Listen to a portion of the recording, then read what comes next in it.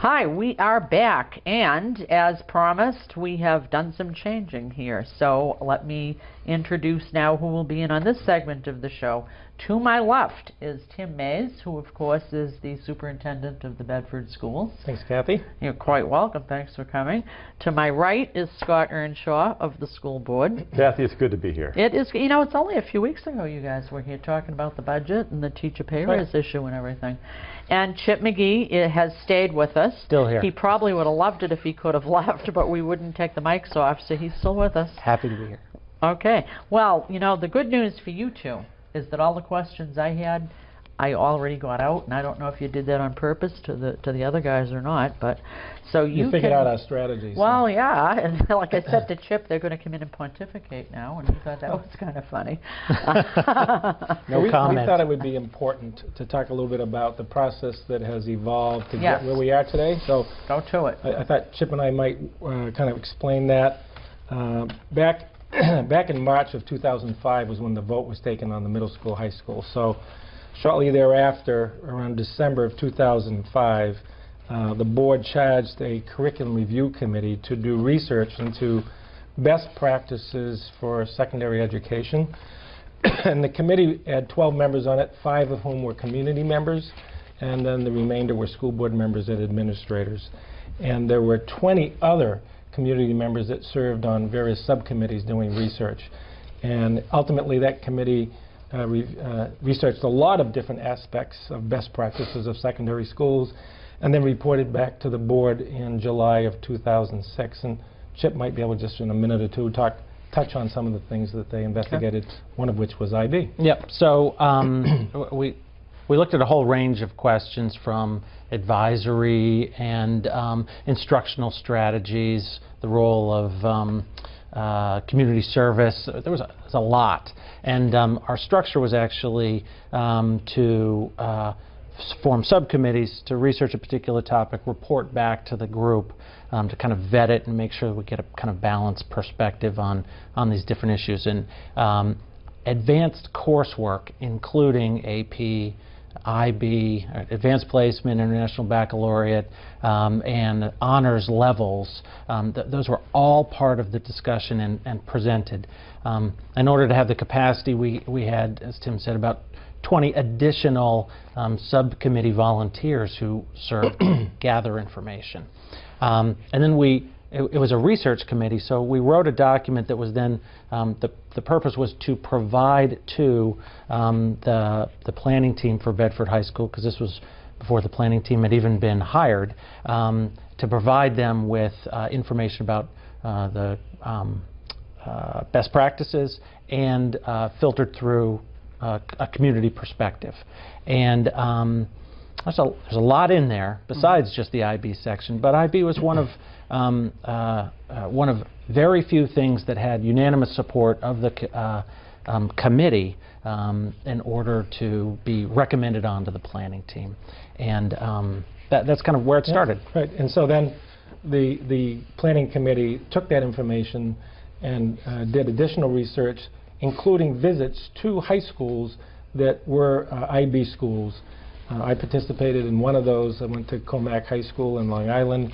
We had the opportunity to meet with kids, talk to them, interview them in groups and kind of individuals, talk to teachers as well. One of the things that I walked away from with that visit was the ability of the kids to speak and debate, providing evidence for their opinion, and to do so very respectful of each other, even though they might not always agree. And there were 2 students who had come back from college, one who attended BC, and I forget who the other was, talking about how well they were prepared to do writing in college, that was a skill that they walked away from Comac High School that when they went to college they were extremely well prepared for. Came back about 6 months later, made a recommendation to the board, the planning committee did, to implement IB. The board then discussed that over a period of, let's say, 3 or 4 months, ultimately opening up to public comment, and decided after validating that we had local control over the curriculum and the materials used in the school, in the program, because that was a concern that the board had. They voted 5-0 to implement. Subsequent to that, the administration went through a process of about a year to actually complete the application to IB, and then submitted it. And then in 2008, I think it was February, we received approval of being an IB World School. Subsequent to that, we've been implementing since the 2008-9 school year, which is the first year that we had juniors. Right. We've had a few parents who've had concerns, like we do almost, I mean, no one has unanimous approval on anything you do these days. So I think one of the things that I think Scott and I were talking about off camera was we think that we are pretty transparent and respond to criticism. So we had a parent, a resident, who had concerns, and they had voiced it in various forums over a period of time. We had them come in and actually meet with the Bedford Curriculum Committee, which is a committee comprised of board members, community members, teachers, administrators, and present those concerns to the committee. Chip could probably elaborate in a minute or so on that process. Yep. So first, just background. The committee is established as a subcommittee of the school board, got 2 board members on it, as the venue for reviewing curriculum questions. So it's an appropriate place for the question. So that's a continuing committee? Yeah, standing committee, meets monthly, public notice. You know, it's a subcommittee of the board. And we heard the concerns of the community member, read the material that was provided to the committee. Back to what we talked about in the first segment, it raised the concerns about connections to the United Nations again. And we, after reviewing it there, providing some, doing our own independent research again into the question, the committee authored a explanation as to why IB in Bedford.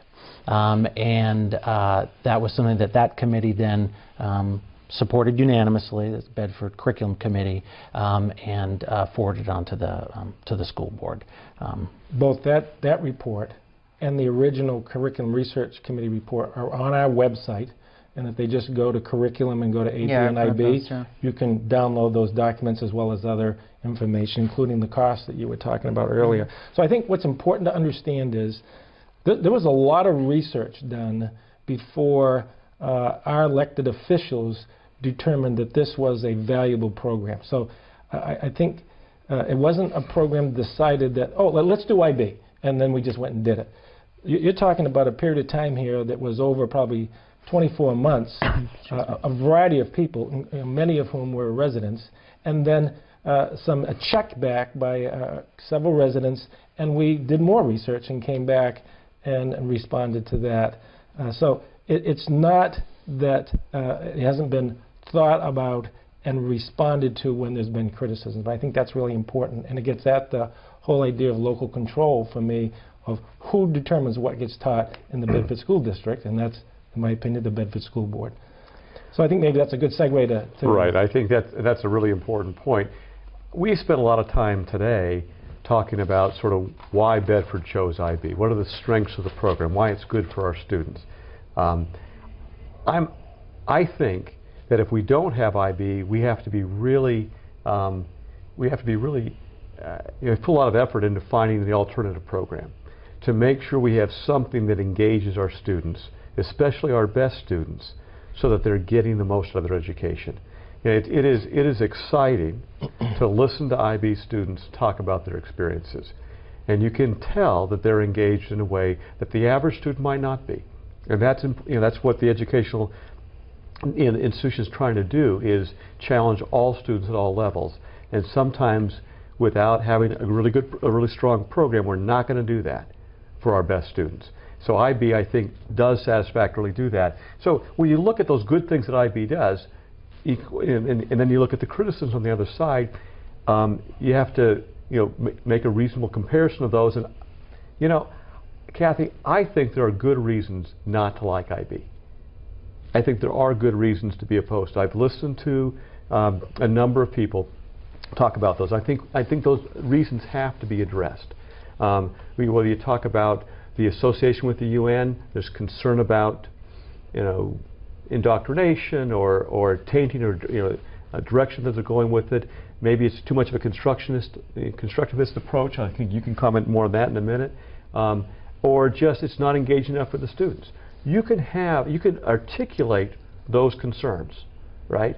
But we've got some great educators here who can respond to those and talk about what the right answer is. Mm-hmm.